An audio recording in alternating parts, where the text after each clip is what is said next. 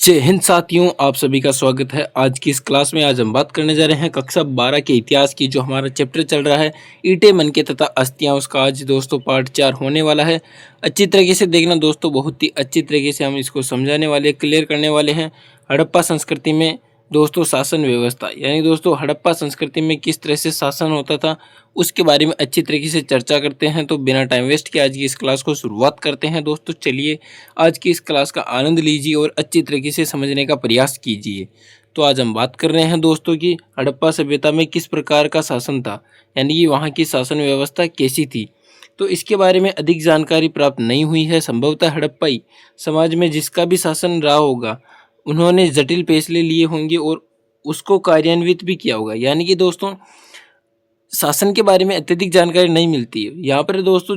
समाज में जो भी शासन रहा होगा उसने दोस्तों जटिल फैसले लिए और दोस्तों उसको कार्य और दोस्तों क्रियान्वित भी किया होगा। क्योंकि हड़प्पा सभ्यता दोस्तों पूरा वस्तुओं में एक रूपता दिखाई देती है, एक समान रूपता दिखाई देती है। जैसे मोहर, बाट, मनके, ईंट अलग अलग स्थान पे से मिले हैं, लेकिन सब में एक रूपता के रूप में दिखाई देती है। संभवतः ईंट का उत्पादन केवल एक केंद्र पर, यानी दोस्तों एक केंद्र पर ही नहीं होता था। हड़प्पा सभ्यता में एक विशाल क्षेत्र में फैली सभ्यता थी। फिर भी जम्मू कश्मीर, गुजरात, पाकिस्तान अधिकतर स्थानों पर एक ही आकार के दोस्तों ईंटें हमारे को देखने को मिलती है।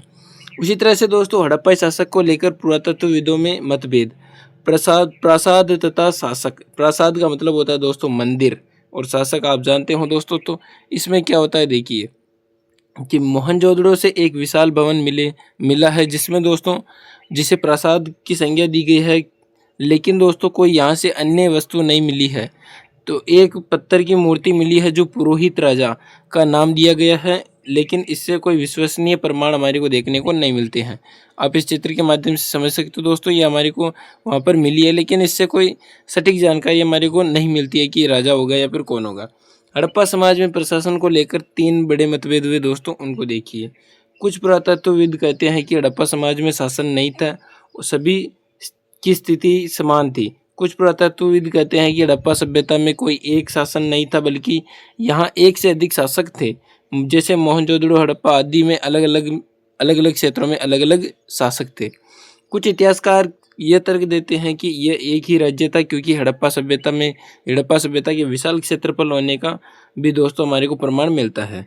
विभिन्न स्थलों में जैसे पुरावस्तुओं का मिलना, नियोजित बस्तियों के साक्ष्य, ईंटों के समान आकार, ये हमारे को वहाँ पर देखने को मिलते हैं। तो फिर क्या होता है दोस्तों, देखिए कि हमारे को एक प्रकार की नियोजित बस्तियाँ देखने को मिलती है और उसके साक्ष्य मिलते हैं, ईंटें समान आकार की मिलती है।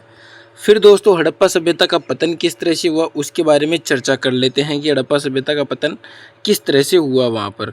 तो दोस्तों क्या हुआ कि ये हड़प्पा सभ्यता के अंत को लेकर इतिहासकारों के अनेक मतभेद है, यानी दोस्तों अनेक मत है।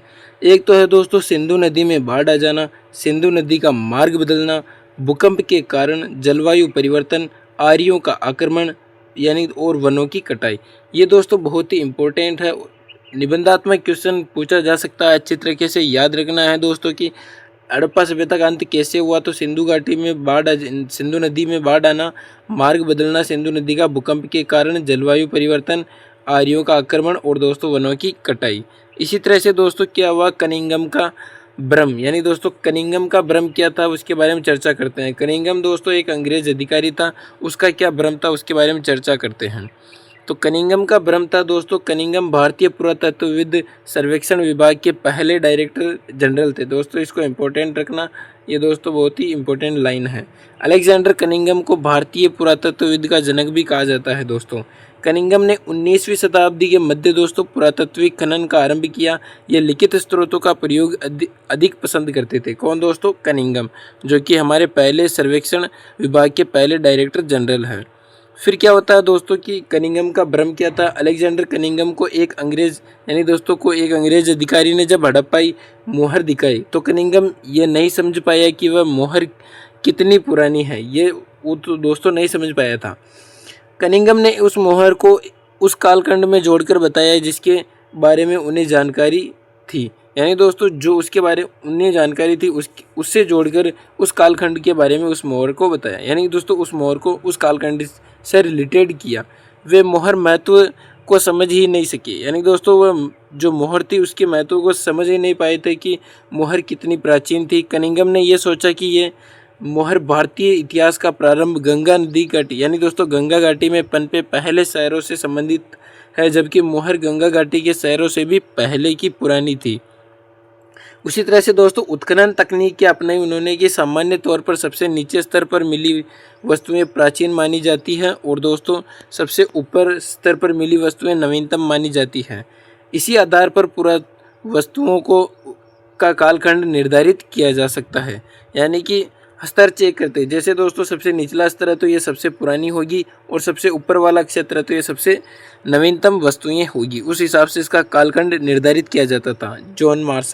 जॉन मार्शल को भी कनिंघम की तरह आकर्षक खोज यानी दोस्तों जॉन मार्शल भी कनिंघम की तरह आकर्षक खोज में दिलचस्पी रखता था। ये रोज़मर्रा की ज़िंदगी के बारे में जानने के उत्सुक थे दोस्तों, कि रोज़मर्रा की ज़िंदगी में हमारी वस्तुएं किस तरह से जीवन व्यापन हो रहा है, आजीवन चल रहा है। जॉन मार्शल पूरा स्थल के स्तर विन्यास को पूरी तरह अनदेखा करते थे। जॉन मार्शल का मानना था कि यदि पूरे टीले में समान परिणाम वाली नियमित क्षैतिज इकाइयों के साथ साथ उत्खनन किया जा सकता है। यानी कि एक ही टीले को दोस्तों हम एक साथ उसका उत्खनन करके उसकी जानकारी प्राप्त कर सकते हैं। फिर दोस्तों R.E.M. व्हीलर यानी दोस्तों R.E.M. व्हीलर का क्या तर्क है और ये कौन है दोस्तों, इसके बारे में चर्चा करते हैं। कि व्हीलर 1944 में भारतीय पुरातत्वविद सर्वेक्षण के डायरेक्टर जनरल बने। 1944 में दोस्तों उन्होंने उत्खनन की समस्या का निदान किया। यानी कि उत्खनन की जो समस्याएं चल रही थी उसका निदान किया, उसका हल निकाला। उन्होंने एक समान क्षैतिज इकाई के आधार पर खुदाई की बजाय यानी दोस्तों उसके बजाय टीले के स्तर विन्यास का अनुसरण करना अधिक महत्व दिया। यानी कि टीले का स्तर विन्यास, जैसे दोस्तों ये टीला है तो सबसे पहले इसकी जानकारी होगी, फिर इसकी इस तरह से स्तर विन्यास से इसका खोज यानी दोस्तों उस पर अधिक महत्व दिया। फिर क्या हुआ दोस्तों, हड़प्पा सभ्यता में धार्मिक मान्यता क्या थी उसके बारे में चर्चा करते हैं कि धार्मिक मान्यता क्या थी। आप चित्रों के माध्यम से देख सकते हो कि हमें किस तरह से वहाँ पर चित्र जो साक्ष्य है देखने को मिलते हैं। यहाँ पर आप अच्छी तरीके से समझ सकते हो। हड़प्पा सभ्यता में धर्म के बारे में जानकारी कुछ स्रोतों पर आधारित थी जिसका कोई स्पष्ट परिणाम नहीं था दोस्तों, पर तथ्यों के आधार पर आधारित है। जैसे दोस्तों आभूषण से लदी हुई नारी की मूर्ति मिली जिन्हें हम मातृ देवी की संज्ञा देते हैं। यह दोस्तों बहुत इंपॉर्टेंट है, इसको भी आपको अच्छी तरीके से याद रखना है। विशाल स्नानागार तथा कालीबंगा और लोथल से मिली वेदिकाएं यानी दोस्तों वेदियाँ, संरचनाएं और दोस्तों अनुष्ठानिक महत्व दिया जाता था। इसको भी आपको दोस्तों अच्छी तरीके से याद रखना है। कुछ मोहरों में अनुष्ठानों के दृश्य बने पेड़ पौधे उत्कीर्ण। ऐसा माना जाता है कि हड़प्पा सभ्यता के लोग प्रकृति की पूजा करते थे। कुछ मोहर दोस्तों कुछ मोहरों में एक व्यक्ति योगी की मुद्रा में बैठकर दिखाया गया है, जो कभी कभी इन्हें जानवरों से गिरा हुआ दर्शाया गया था। संभवतः शिव अर्थात हिंदू धर्म के प्रमुख देवता के पशुपतिनाथ के रहे होंगे। यानी कि दोस्तों वो अनुमान लगा रहे हैं कि किस तरह से वहाँ पर धार्मिक आस्थाएं होंगी। पत्थर से शंकु आकार वस्तुएं से शिवलिंग के रूप में वर्गीकृत किया गया है। यानी कि पत्थर से भी शिवलिंग वहाँ पर देखने को मिलती है। तो क्या है दोस्तों, ये हमारा आज 5वां पार्ट था और ईंटें मनके तथा अस्थियां को हमने शॉर्ट नोट्स के माध्यम से अच्छी तरीके से कंप्लीट कर लिया है। आज हमारा अध्याय 1 कंप्लीट हो चुका है दोस्तों। इस क्लास को एक बार फिर वापस देखना, आपको अच्छी तरीके से समझ में आ जाएगा। अगर आपको इसकी जो PDF चाहिए तो आप हमारे टेलीग्राम चैनल जुड़ सकते हो दोस्तों, आपनी ज्ञानधारा इसी चैनल के नाम से है दोस्तों। आपनी ज्ञानधारा चैनल से आप जुड़िए। इंस्टाग्राम पर भी कोई समस्या हो तो मैसेज कर देना, आपको रिप्लाई मिल जाएगा। तो इनकी PDF अच्छी तरीके से पढ़ें और ईंटें मनके तथा अस्थियों को एक बार फिर अच्छी तरीके से देखना। बहुत ही अच्छी तरीके से हमने 5 पार्ट में छोटे छोटे शॉर्ट माध्यम से इसको कंप्लीट करने की पूरी कोशिश की गई है। फिर भी अगर आपको किसी प्रकार की समस्या है तो आप इंस्टाग्राम पर मैसेज कर देना, आपको समस्या का समाधान कर दिया जाएगा। और PDF प्राप्त करने के लिए टेलीग्राम चैनल अपनी ज्ञानधारा से जुड़े। और तब तक के लिए मस्त रहिए, स्वस्थ रहिए, पढ़ते रहिए। हम अगले अध्याय की शुरुआत करेंगे जल्द ही। तब तक के लिए धन्यवाद।